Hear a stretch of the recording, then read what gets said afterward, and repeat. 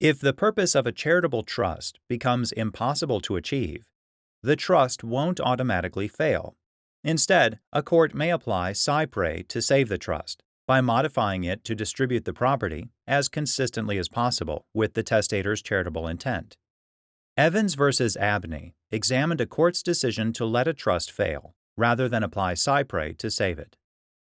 When Augustus Bacon died in 1911, he conveyed property in trust to the city of Macon, Georgia, for use as a park. Bacon's will explained that Bacon didn't believe that white people and black people should mix socially.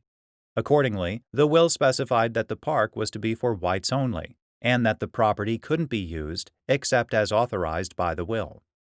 The city initially followed Bacon's wishes, but eventually desegregated the park. That led to litigation that reached the United States Supreme Court, which held that the park couldn't be operated in a racially discriminatory way. Following that rule, the Georgia Supreme Court held that operating the park for whites only was impossible, thus defeating Bacon's purpose for the trust. A state trial court then considered a motion by Guyton Abney and other trustees of Bacon's estate, asking the court to rule that the trust was unenforceable and the trust property therefore reverted to Bacon's heirs. The Georgia Attorney General opposed the motion, joined by E.S. Evans and other black Macon residents who wanted to keep the park integrated.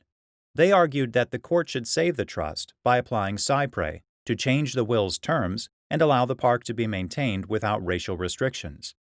The court granted Abney's motion, concluding that the trust had failed and that cypre was inapplicable because the racial restriction was essential to Bacon's purpose for the trust. Evans and other black residents appealed, arguing that terminating the trust and closing the park violated their due process and equal protection rights under the 14th Amendment. The Georgia Supreme Court affirmed, and the U.S. Supreme Court granted cert.